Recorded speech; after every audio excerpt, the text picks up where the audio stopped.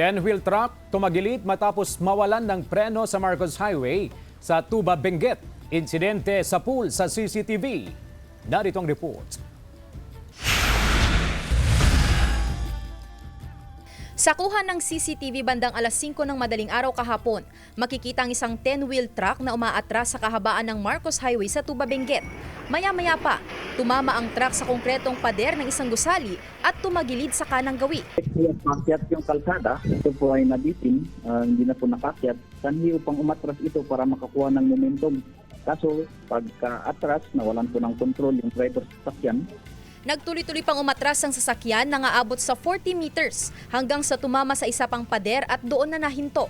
Nagtamo ng minor injuries ang driver ng truck habang ligtas ang pahinante. Ayon sa pulisya, overloading ang posibleng sanhi ng insidente. Kargado ng sako-sakong pataba ang truck. Pag ating tinatanong naman yung mga drivers kung bakit alam naman nila naglika ng busahe, pag overload ang sasakyan, isagot nila ay sayang daw yung trip nila.